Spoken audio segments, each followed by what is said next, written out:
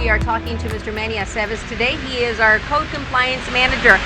Today we want to talk about weedy lots. The city has an ordinance. Want to know what that says. With the rains like today, our grass is growing crazy. Some people are cutting their grass, keeping to the ordinance, but unfortunately some properties that is not happening. That is correct. So the way the ordinance is written is that a person commits an offense, either being an occupant, an owner, or the person in control of the property lets his grass, including fence lines, alleys, sidewalks, get over 12 inches or higher.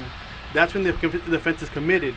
Now, the way this works, we do have our citizens that do call us on a daily basis. They give us addresses to where these properties are becoming a nuisance. So we have a process of how this works. When someone calls one in, our officers are dispatched to the property to go take a look at it. They actually take photographs of the property. We get a notice ready. We send it out to the owner or whoever's listed as the owner on the property, and we have to comply. So we give them 7 days to get that property into compliance. Once those 7 days have passed and the citizen hasn't complied, then the city may or can take action and get that property abated. Now, once we do that, it's either going to go to one of our staff members to mow it or to our contractor. Once that's been taken care of, then we issue citations and we send out a bill for that property for the mowing. And the mowing can't take place immediately, right? That is correct. So we have officers throughout the city that are picking up these properties on a daily basis. Now, an example could be one officer can have up to 50 or 60 lots within his district. So as we're cutting, we're knocking them off our mowing list. So it does take time, but we do get to them eventually. But let's say that I call today and report, like this property here, that the grass is obviously needs to be cut. You're not going to come and cut it immediately, right? Because that would be trespassing if we just come and cut it.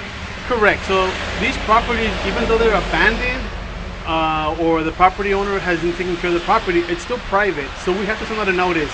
That notice gives them due process, which is it gives them opportunity to maintain it within 7 days of the notice. After the 8th day, then we can take action. But a lot of citizens want them cut immediately.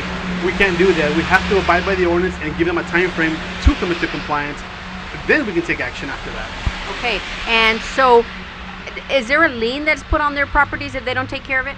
That is correct. So once we mow or the contractor mows, we send out a bill to these property owners for the work that was done. If they do not pay that bill, then the lien is assessed on the property. Okay, how can people report? They can call us directly, which is the easiest way. It's the 216-5200. This is the Code Compliance Department. Somebody will answer and take the information down and issue this complaint to the respective officer for that district. Now, if they use our app, they can follow the process, right?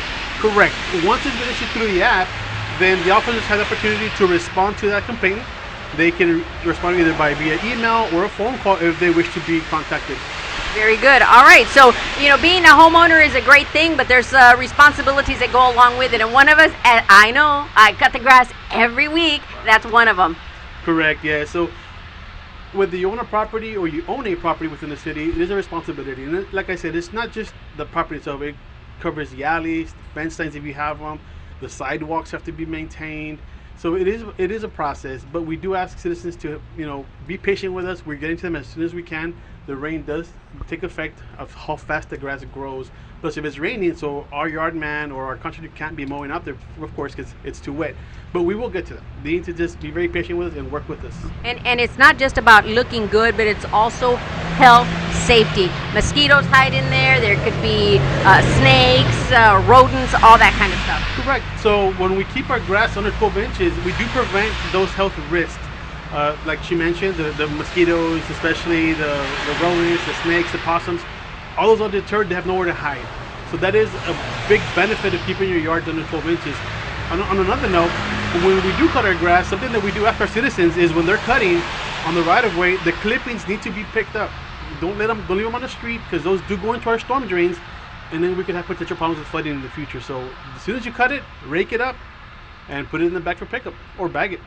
Or throw it back on there. You can be used as a mulch. As a mulch, correct? Yeah, it's better for your yard. Thank you so much for being with us. Thank you, guys. And thank you for watching the City of Harlingen YouTube channel. I'm Irma Garza.